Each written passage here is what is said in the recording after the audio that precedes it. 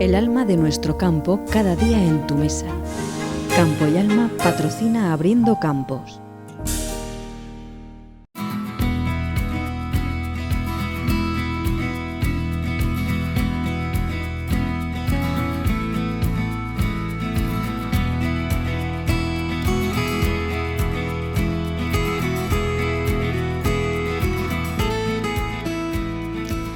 Hola, ¿qué tal? Muy buenas noches, señoras y señores. Es jueves, día 30 de marzo de 2023. Comenzamos a esta hora aquí en Televisión Ellín a acercarles las noticias de actualidad del campo en nuestro programa semanal. Comenzamos con el repaso de los titulares que se corresponden con las noticias más destacadas de estos últimos 7 días. Inaugurado el sistema de abastecimiento a la llanura manchega, 15 pueblos de Albacete, Ciudad Real y Cuenca recibirán 1 hectómetro cúbico al mes del trasvase para beber y para el desarrollo humano. El Gobierno de Castilla-La Mancha ha aprobado una resolución para instar al Gobierno de España y al Ministerio a modificar de urgencia las reglas de explotación del trasvase para proteger a los regantes. Obligatorio realizar los tratamientos de la plaga de la avispilla a los agricultores propietarios de almendros. Debido a las altas temperaturas del mes, se teme por su expansión. La Red Castellano-Manchega de Desarrollo Rural homenajea a los 29 grupos de desarrollo rural de la región en la celebración de su 25 aniversario celebrado en Toledo. El Gobierno de Castilla-La Mancha incrementa un 21,4% el presupuesto para seguros agrarios. Beneficiará a cerca de 21.000 agricultores por concesión directa. En reportajes hoy veremos cómo se aclarea el melocotón romea durante la floración del fruto y analizaremos las diferentes variedades y la previsión para la nueva campaña del albaricoque.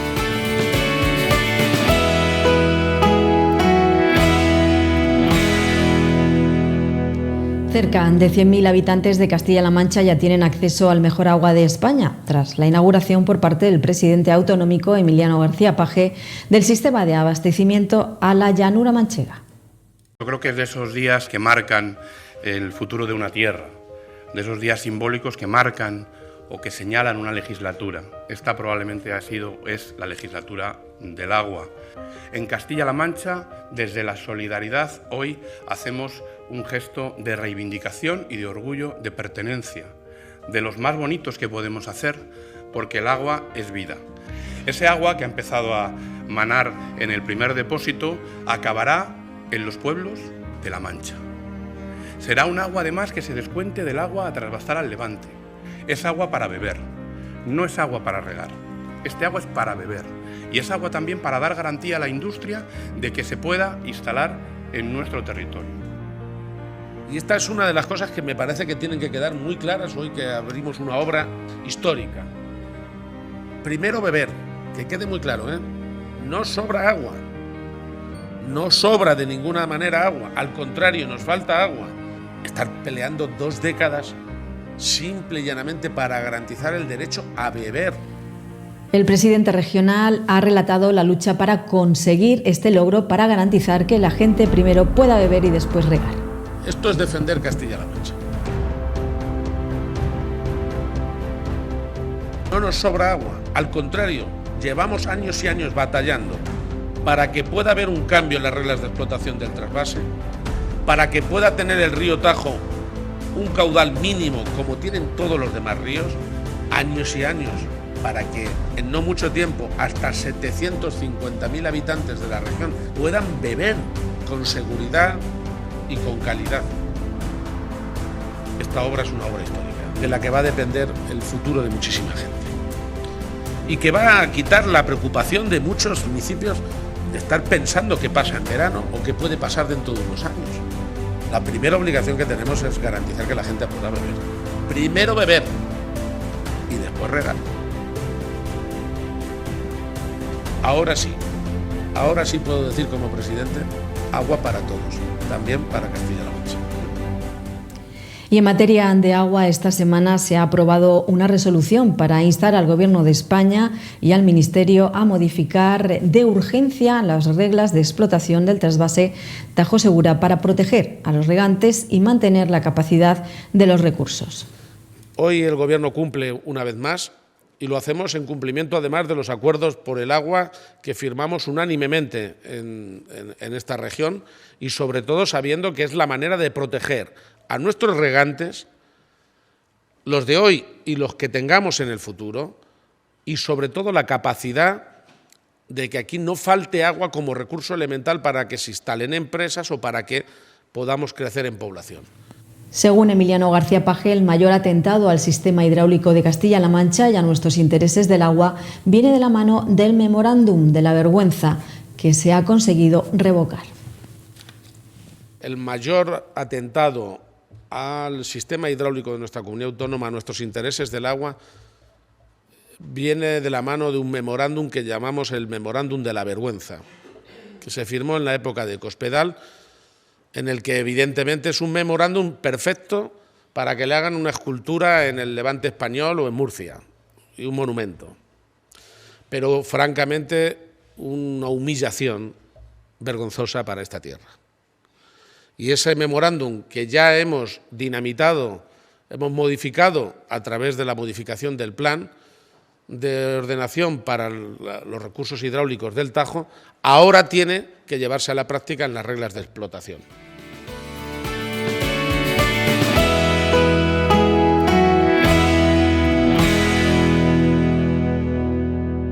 Hay que estar muy pendientes de lo que les vamos a hablar a continuación, y es que las altas temperaturas registradas en los últimos días han acelerado el ritmo de emergencia de nuevos adultos de la avispilla del almendro.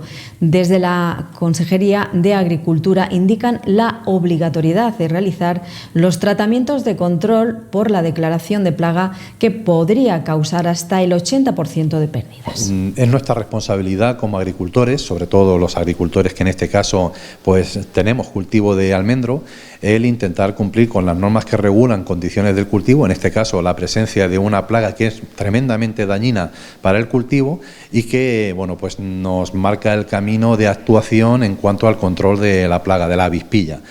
Una plaga que puede llegar a producir hasta el 80% de pérdidas en una cosecha final esperada, y que eso hace que sea un motivo de preocupación por parte de las administraciones que intentan velar por el cumplimiento de todas las premisas para acondicionar lo mejor posible el desarrollo de los cultivos, no de cada uno, sino de todo el conjunto de producción de este tipo de cultivo, como es el nuestro en la región. Un cultivo que eminentemente está en aumento constantemente, en el que en nuestro municipio y en nuestra comarca es uno de los mayores números dados de crecimiento a nivel provincial, y que por lo tanto supone una preocupación importante a la hora de establecer los mecanismos de control de esta plaga tan peligrosa y tan delicada como es la avispilla. Jugando con esas cuestiones, bueno, pues sí que queremos hacer ese llamamiento para que ahora, que es el momento más crítico de la plaga, donde mejor se puede controlar, es justo en el momento de la emergencia de la avispilla al exterior, cuando empieza a hacer el trabajo que básicamente consiste en que a la caída del pétalo, una vez que empieza el proceso de cuajado y de engorde del fruto, pues se empieza a depositar los huevos dentro de cada uno de esos frutos. Pueden llegar a poner varios huevos en el mismo fruto, pero solamente uno es el que va adelante. La almendra que se encuentre ya afectada por la puesta de alguno de estos huevos ya tiene una condena de no llegar a término hasta el final de cosecha, y que además pues perjudica tanto a la calidad de la producción que podamos tener, pero sobre todo también a tener un reservorio para el año siguiente de avispilla, que puede seguir dificultando esas terribles pérdidas que producen en el campo. Es el momento óptimo para realizar los tratamientos en este momento del cuajado del fruto, no solo por la explotación propia, sino para que la plaga no se expanda. Tiene ese carácter obligatorio y en la declaración de plaga, y es que no solamente tengo la obligación de hacer ese control en mi explotación por mí, sino que también tengo que velar por el interés general del resto de agricultores. Por lo tanto, es una obligación de todo el conjunto de productores de almendras los que tienen que someterse a la aplicación de medidas de control para que no se expanda esta plaga. Esas pueden ser manuales en época de invierno, con recolección de las almendras que están afectadas, que son almendras que quedan momificadas en el árbol, que no caen al suelo, como no sea que las cojas a mano, con las barés, y que por otro lado, pues también ya con el principio de campaña, una vez que se hayan eliminado esas almendras secas que tienen las avispillas, y que necesitarían de un control, de una destrucción a base de fuego, no se pueden utilizar para ningún otro procedimiento, ni para alimentación animal, ni con otro tipo de usos, solamente destrucción a base de fuego, siguiendo las normas también establecidas a tal respecto de residuos. Y por otro lado, una vez que empieza el ciclo biológico del cultivo, pues con las aplicaciones fitosanitarias que podemos ver dentro de, hay varios métodos de consulta, pero en el registro oficial de productos fitosanitarios establece en estos momentos 3 productos fitosanitarios que combaten bastante bien a la avispilla. Hay que hacer al menos un par de pasadas con estos productos fitosanitarios, siguiendo siempre las prescripciones técnicas, algunos solo una pasada de fitosanitario, pero sí con una cadencia relativamente corta para abarcar todo lo que es el ciclo de vida de la avispilla. Viene a ser entre 15 y 20 días, lo que pasa es que la emergencia de ellas pues también se puede dilatar entre otros 8 o 10 o 15 días, por lo tanto tenemos que estar muy previsiblemente vigilantes en un periodo de 15 a 20 días, así como de aplicación de productos fitosanitarios. Se puede hacer las consultas en el boletín poniendo en el buscador de Google simplemente Boletín de Aviso Fitosanitario JCCM, y ahí aparecerá mucha información tanto de la plaga a combatir, de las consecuencias que establecen, de los métodos de control que tiene, y como contacto también o enlace de los productos fitosanitarios que hay autorizados a tal respecto, así como sus normas de aplicación.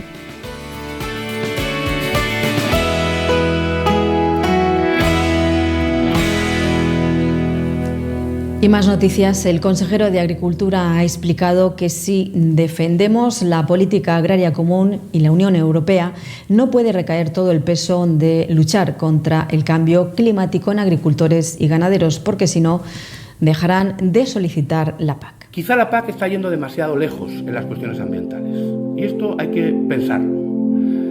¿Por qué lo digo? Porque está empezando a haber una reflexión en la Unión Europea. Yo la comparto, además, aquí, de que si vamos mucho en el sentido, o seguimos insistiendo en la cuestión de qué es la agricultura y la ganadería, la que va a resolver, por ejemplo, la reducción de emisión de gases de efecto invernadero, la erosión del suelo, la presencia de biodiversidad en el campo, y es verdad que lo hace la agricultura y la ganadería, claro que lo hace, pero si seguimos insistiendo, puede que haya agricultores y ganaderos que dejen de cobrar la PAC, pero no porque no cumplan los requisitos, sino porque no presenten la solicitud, porque no les sea rentable asumir los compromisos de esta política. Yo puedo ser un agricultor y ganadero si yo tengo renta suficiente con el mercado, y esto sucede en algunos ámbitos. Yo no tengo por qué cumplir los requisitos extra de la PAC. Y la Unión Europea ha hecho un planteamiento muy ambicioso que yo comparto, pero que no puede recaer exclusivamente en esta política para llegar al año 2050 con neutralidad, por ejemplo, en la emisión de gases de efecto invernadero.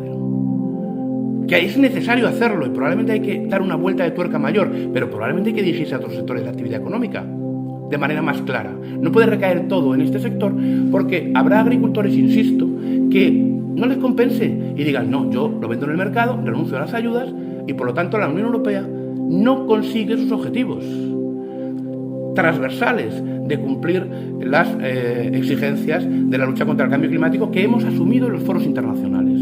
Si queremos conseguir un objetivo, tendremos que tener masa crítica para conseguirlo.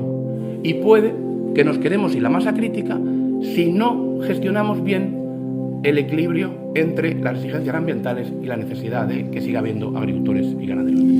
La Red Castellano-Manchega de Desarrollo Rural, Recamder, homenajeaba en la pasada semana a los 29 grupos de desarrollo que operan en nuestra comunidad autónoma, entre ellos el de Campos Tellín, un acto al que también acudió Abriendo Campos en Toledo. El consejero de Agricultura, Agua y Desarrollo Rural, Francisco Martínez Arroyo, se refirió en su intervención a los habitantes de las zonas rurales, sobre los que dijo tienen los mismos derechos que los que viven en grandes ciudades. También mostró su confianza absoluta hacia los 29 grupos de acción local. Anselmo Cuesta acudía a la cita en representación de Bodegas San Dionisio de Fuente Álamo y agradeció la oportunidad de compartir aquellos asuntos que resultan similares en todos los pueblos. De tantos lugares de Castilla-La Mancha, de grupos de acción local, que posiblemente, según lo que nos han contado, pues tienen los mismos problemas que tenemos allí, y que bueno, pues es un momento de encuentro, pues la verdad, bastante agradable. El secretario general de UPA Castilla-La Mancha, Julián Morcillo, resaltaba el trabajo bien hecho durante 25 años de la red Recamber.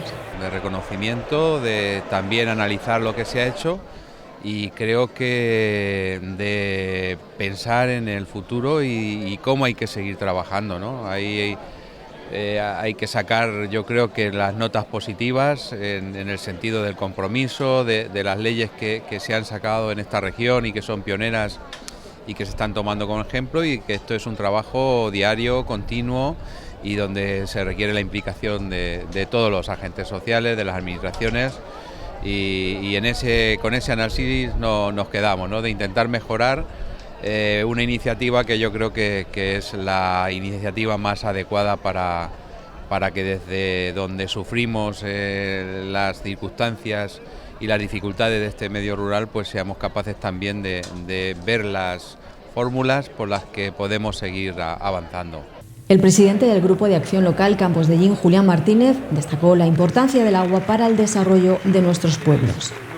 Hablar de Agua Esperanza es hablar de vida, es decir, no se concibe ningún movimiento histórico, cultural de los humanos, de la ciudadanía, que no esté vinculada de alguna manera a la cercanía del agua o a disponer del agua.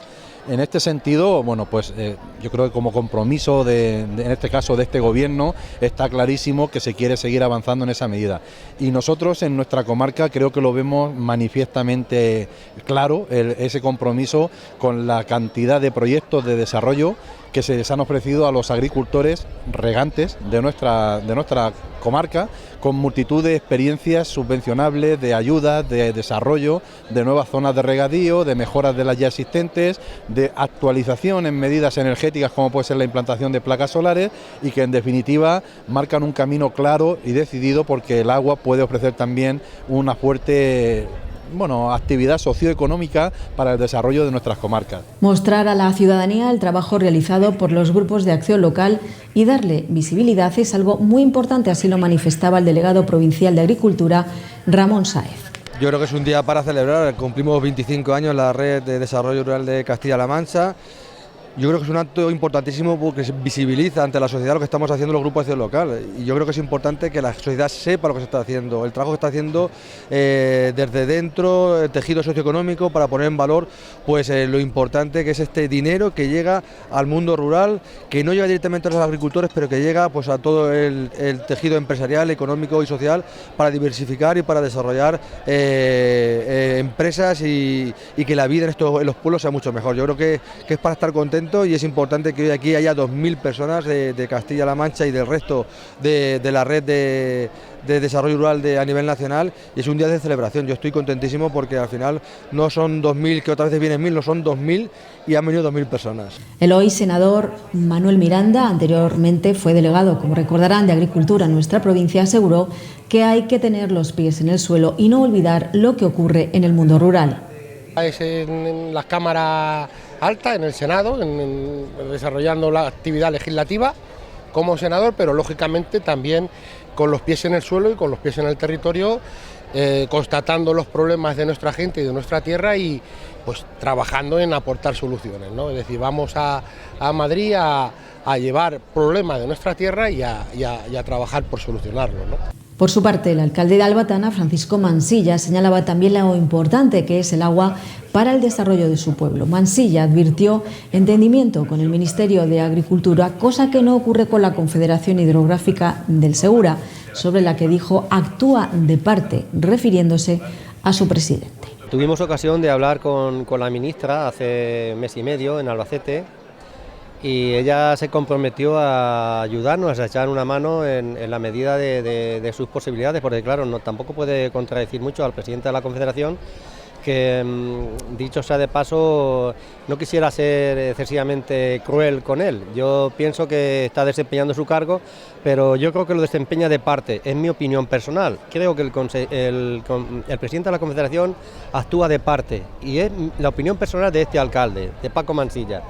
Si le ofendo, pues lo siento mucho, y si llega el momento le pediré disculpas, pero de momento sigo pensando que actúa de parte.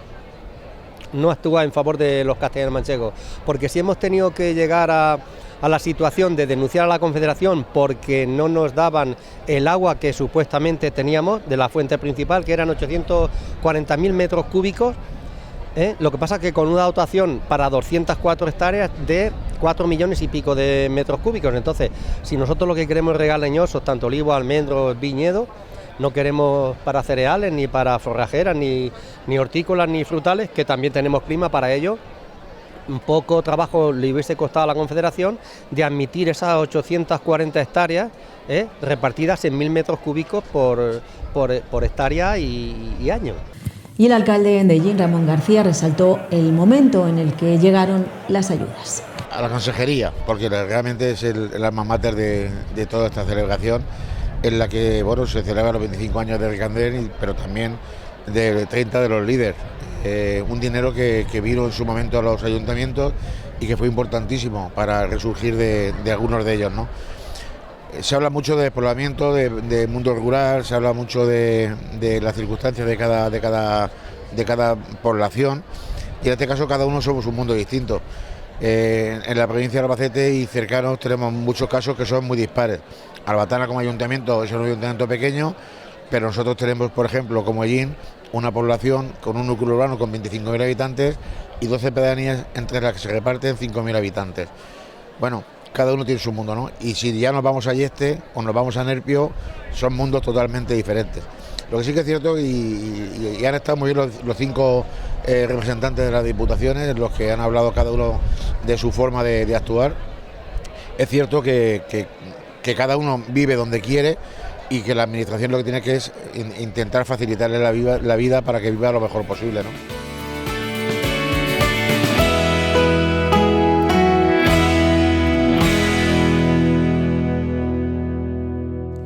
Nace en la Cátedra de Gastronomía en la Universidad de Castilla-La Mancha para seguir promocionando los productos agrícolas y ganaderos de la región, formando al personal de hostelería.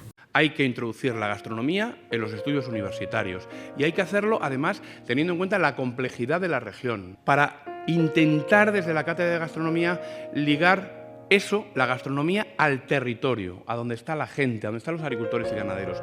Es un objetivo que nos hemos planteado con el rector, con la Universidad de Castilla-La Mancha, que seguro va a ser exitoso. Vamos a invertir en esta cátedra 120.000 euros y vamos a contar de alguna manera a través de la cátedra lo que hacemos mejor en Castilla-La Mancha. Nos cuesta mucho presumir de lo que somos y necesitamos que los cocineros, que los restauradores, que los sumilleres, que los jefes de sala nos ayudéis. No puede ser que en Toledo o en Cuenca, ciudades patrimonio de la humanidad, cuando venga alguien a visitarnos se le ofrezca un vino de otro lugar. Porque eso no tiene ningún sentido, porque es contrario a la decisión del propio visitante de venir a Castilla-La Mancha. Hay que ofrecerle al que nos visita lo que hacemos en nuestra tierra, porque además lo hacemos muy bien. Bueno, eso lo pretendemos hacer con la Academia de Gastronomía en esa cátedra y lo vamos a hacer con la Fundación Tierra de Viñedos en el vino. El vino para mí es simbólico porque somos una tierra de vino, somos una tierra de viña. Si es de cepas viejas, mejor, porque la habrá puesto alguien que pensaba en ello hace muchos años, a lo mejor nuestro abuelo, nuestra abuela, nuestro padre, alguien de nuestra familia, alguien de nuestro pueblo, alguien que en su momento pensó que a través de esas cepas iba a conseguir mejorar la vida de su familia. Y atención ahora a esta noticia relacionada con los seguros agrarios, y es que el Gobierno de Castilla-La Mancha incrementa un 21,4% el presupuesto para estos seguros agrarios en el ejercicio 2023, pasando de 4,3 millones de euros en 2014 hasta 8,5 millones en este ejercicio de 2023. El Consejo de Gobierno de Castilla-La Mancha ha aprobado el decreto de ayudas adicionales para la contratación de los seguros agrarios, cuyo presupuesto se incrementa un 21,4% con respecto a 2022, pasando de una inversión de 7 millones de euros a una inversión de 8,5 millones. Ayer en Consejo de Gobierno también aprobamos el decreto que regula las ayudas adicionales para la contratación de seguros agrarios en el año 2023. La Consejería de Agricultura ha estimado que había que hacer un nuevo esfuerzo e incrementar de nuevo el presupuesto hasta alcanzar los 8,5 millones de euros. Es un incremento de un 21,5% en relación al año pasado, en los que invertíamos 7 millones de euros, pero entendemos que debemos hacer este esfuerzo porque son 21.000 agricultores y ganaderos de Castilla-La Mancha quienes se benefician de tener protegida su explotación de las inclemencias del tiempo o de cualquier otra que pueda surgir. La principal novedad de esta convocatoria, que ya se introdujo el pasado año y que beneficiará a cerca de 21.000 agricultores y agricultoras en la región, es que las ayudas comenzarán a regirse por concesión directa en vez de mediante concurrencia competitiva. Lo que hemos hecho en estos últimos 8 años, desde que gobierna Emiliano García Paje, es duplicar las ayudas a los seguros agrarios de Castilla-La Mancha, incrementando la superficie que está protegida y el número de agricultores y ganaderos que en este momento tienen más tranquilidad por el mero hecho de contar con un seguro agrario. Fue una de las políticas también recortadas por el Partido Popular del señor Núñez en el Gobierno.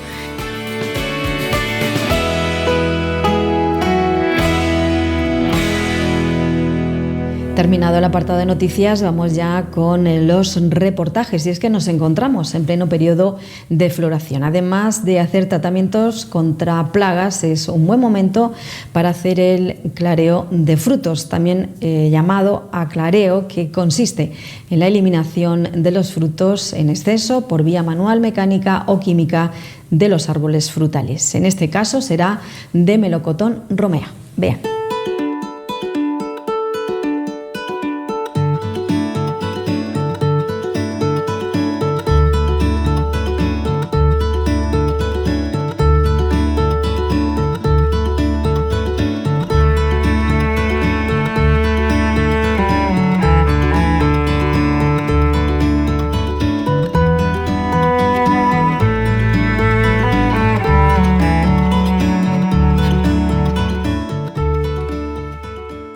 Pues estamos en Mingo Hill, estamos en una plantación de melocotón romea ecológico.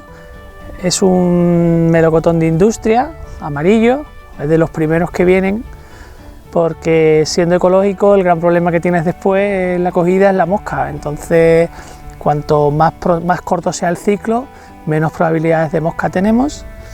Y ahora estamos en plena floración, está ahora mismo ya casi al 100% de floración.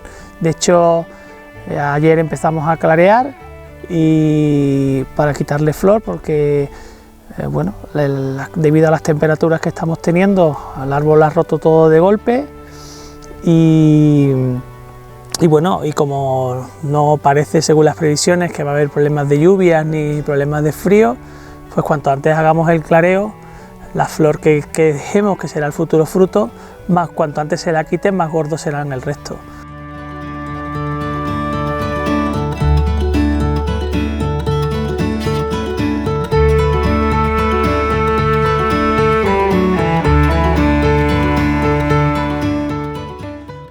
Bueno, nosotros podamos allá en el mes de octubre, noviembre, por ahí. Le hacemos una poda primero a las ramas principales y luego ya en el mes de enero o así clareamos las varetas finales para dejar realmente la fruta que quieres que tenga cada árbol. Entra en flor siempre segunda semana de marzo, tercera semana de marzo, siempre entra en flor, y esto se cogerá, si no pasa nada, si no hay una climatología en primavera extrema, se debe de coger pues finales de junio, principios de julio, así, más o menos. Y ya te digo, es una variedad que está reconocida en la conserva, y nosotros lo usamos para la conserva exclusivamente. Fresco tiene un poco de salida, pero en ecológico es complicado conseguir calibre y claro, nos cuesta mucho trabajo.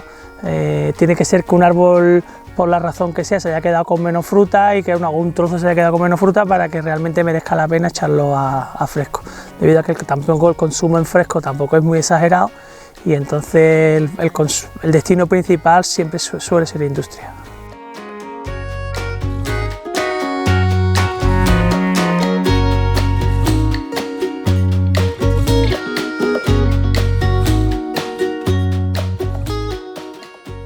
El melocotón, el grandísimo problema, el mayor problema y el mayor hándicap que tiene es el pulgón.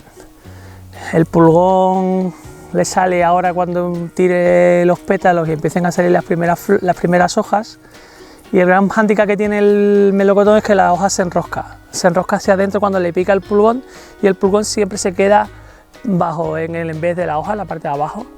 ¿Qué ocurre? Que todos los productos que hay que son útiles para combatir el pulgón en ecológico son todos productos de contacto. Hay que darle al pulgón para matarlo. ¿Qué pasa? Que al arrugarse la hoja siempre se queda una parte importante del pulgón que hay, siempre se queda escondido debajo, a la cual es prácticamente imposible darle, y por tanto, con que dejes vivo 10, en muy poco tiempo vuelve a estar lleno de pulgón. Entonces la lucha con el pulgón en melocotón es muy complicada.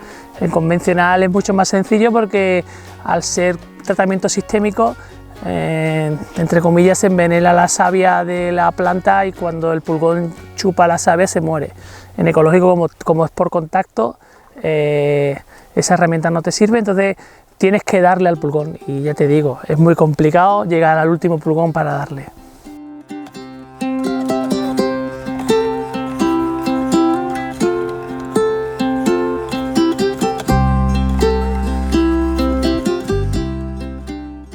Bueno, sabes que hemos estado en el mes de febrero no con temperaturas excesivamente frías, pero sí es verdad que hemos tenido casi 20 días con temperaturas nocturnas bajo cero, no a una gran heladez, pero sí -1, -2, -1, -2, -3, hemos estado muchos días seguidos así.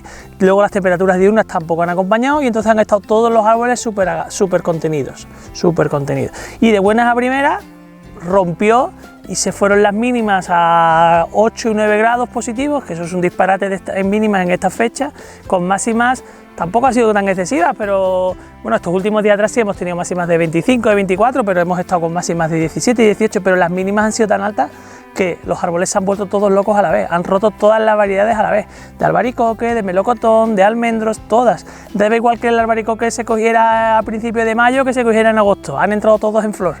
El melocotón, da igual la variedad que esté, han entrado todos en flor. Eso nos traerá luego los problemas que, aunque el árbol ahora hacer su ciclo de producir la fruta se regulará, pero donde antes había entre una variedad y otra 15 días, pues este año nos estamos temiendo de que va a haber 2 días o 3 días de diferencia entre una variedad y otra. ¿Qué eso que trae? Pues que la fruta se va a golpar. Y cuando esté la fruta haya fruta, va a haber fruta por todos lados, mucha, y no va a dar tiempo a que los canales de comercialización lo saquen de una manera lógica y de una manera útil para todos, tanto para el consumidor como para el productor. Entonces, bueno, pues a ver qué pasa, a ver qué primavera tenemos, cómo se presenta, pero bueno, ya estamos viendo que lluvias no pone, con lo cual este año en principio todos los tratamientos de hongos y de fungicidas van a ir muy justos, porque al no existir hongos no tiene mucho sentido tratar para ese tipo de guerras, y con las temperaturas que estamos teniendo es que no hay rocío por las mañanas, no hay, entonces al no haber humedad, pues bueno, ese problema parece ser que este año nos lo vamos a librar.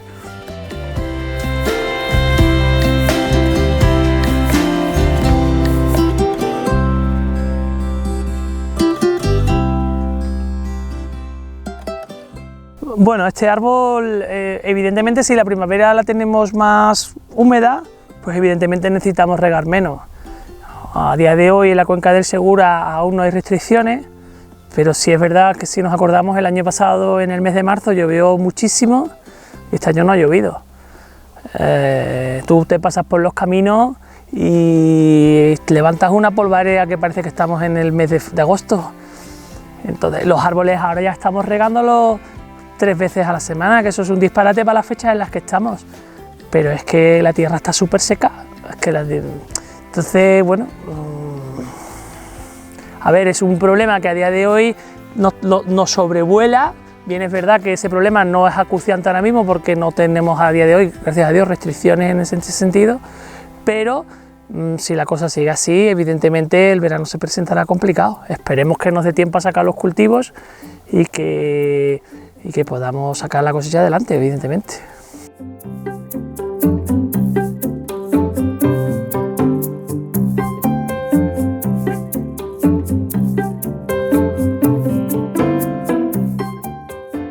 Bueno, la floración este año se está dando muy bien porque, ya te digo, ha hecho unas temperaturas muy buenas y el árbol ha explotado de golpe.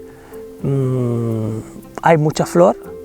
El melocotón es un árbol cuya flor tiene mucho aguante, tanto en frío como se poliniza relativamente bien, y de hecho normalmente siempre nos esperamos al clareo a que esté.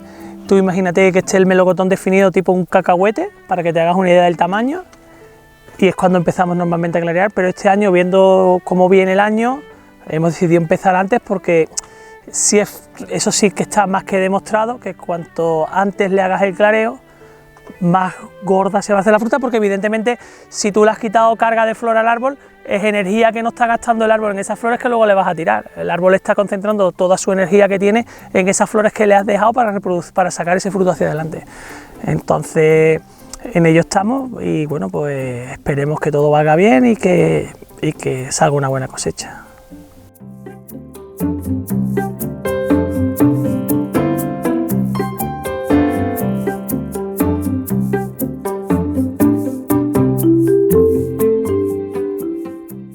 Se clarea fundamentalmente porque al final el consumidor come con la vista. La fruta, además de estar buena, debe tener presencia, debe tener calidad, debe tener tamaño.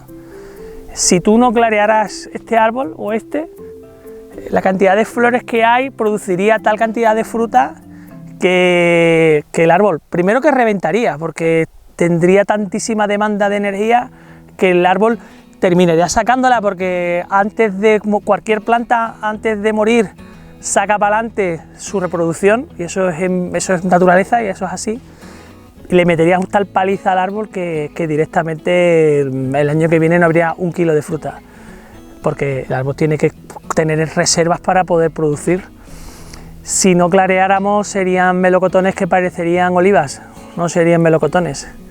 Y tú al final luego, cuando llegas al supermercado, lo que quieres es que el melocotón tenga un tamaño decente, o cuando rompes una lata de melocotón en almíbar, pues quieres comerte un buen gajo, y entonces evidentemente hay que clarear sí o sí.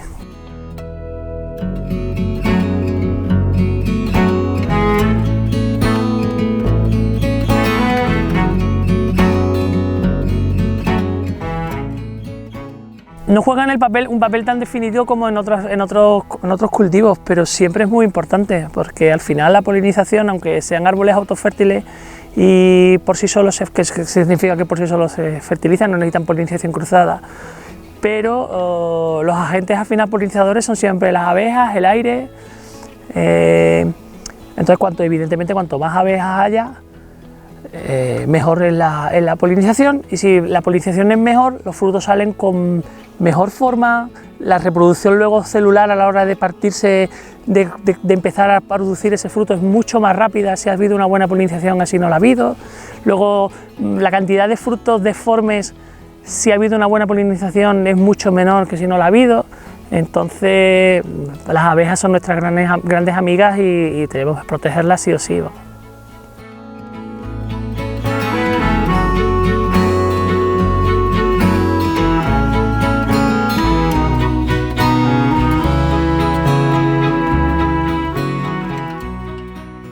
Bueno, eso es tan complicado, a día de hoy es muy difícil.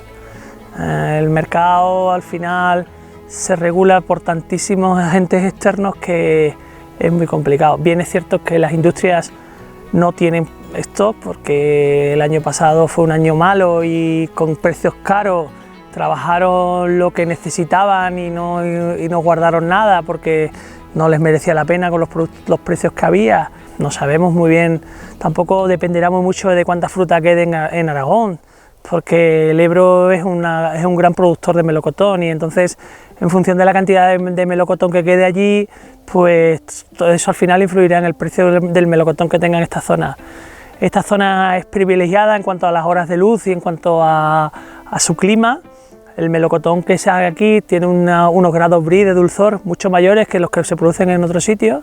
Tenemos el hándicap del tiempo, que nosotros vamos más tarde que la región de Murcia, por tanto, cuando vamos al mercado de fresco tenemos los problemas de tiempo, ellos entran mucho antes que nosotros, pero nuestro producto es de mucha más calidad. Entonces, bueno, esperemos que haya una buena cosecha, que tengamos nuestros kilos y que tengamos un precio decente en el que podamos defendernos y en el que no te hagas rico, pero tampoco pierdas dinero, simplemente que se cumpla un poco la estructura de cadena.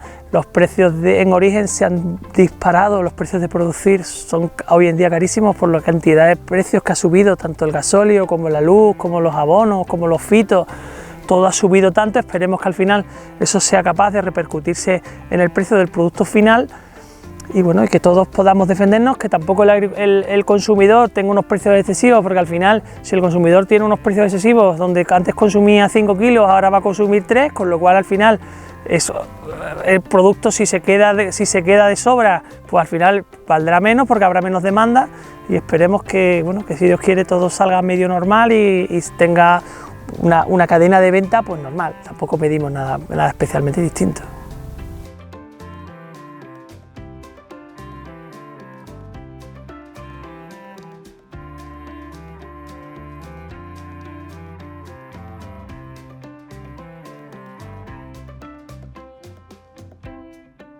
Mira, Alba, lo que te digo del clareo. Esta rama tiene 1, 2, 3, 4, 5, 6, 7, 8, 9, 10, 11, 12, 13, 14, 15, 16, 17, 18, 19, 20 melocotones. 20 melocotones en un espacio de una cuarta. ¿Tú crees que esto sería capaz el árbol de mantenerlo? Imposible. O sea, no podría. Y estos 20 melocotones están enganchados, porque estas que ya no tienen pétalos son flores que ya han terminado, ya han cuajado y ya han empezado lo que se llama caída de pétalo. Aquí ya hay un melocotón, en cada una de estas hay un melocotón. Si no clareáramos y le dijéramos, no, esta la quitamos, esta la quitamos. De hecho, fíjate lo duro que están a la hora de quitarlos. Esta la quitamos, esta la quitamos, esta la quitamos, esta la quitamos, esta la quitamos, esta la quitamos, esta la quitamos. Y le dejamos, ¿qué? 5, 6, y porque es para industria. Si fuera para fresco aún le dejaríamos 2, 3, no le dejaríamos más. ¿Vale? Y le dejamos 5 melocotones que luego ya veremos en función de cómo vayan, si siguen para adelante los 5 y a lo mejor hay que quitarle este o hay que quitarle este, porque estos dos que están aquí en la punta seguramente habrá que quitarles al menos uno, pero ya hemos dejado que toda la energía que el árbol iba a gastar en esas flores que estaban aquí, ya han dejado de tenerlas. Ya ahora toda la savia que pasa por estas ramas se va a concentrar en estos 5 o 6 melocotones que hemos dejado. Eso es el clareo.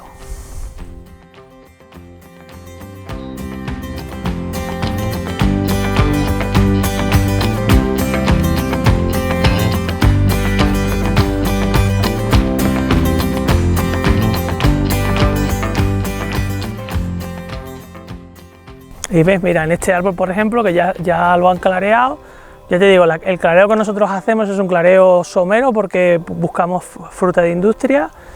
Aquí en esta rama pues le han quitado las puntas y le han dejado 4 melocotones en este trozo. Esta flor está aún sin estar fecundada, porque aún no está fecundada. Esta sí está fecundada y estas aún están así entre Pinto y Valdemoro, por eso le han dejado más. Esta, por ejemplo, ves aquí, este trozo le han dejado 5 melocotones. Estos 3 ya son melocotones, porque ya están cuajados, y estas 2 están en proceso. Todavía no sabemos si esta flor va a terminar enganchando o no. Entonces, todas las demás flores que tenía ese trozo se le han quitado.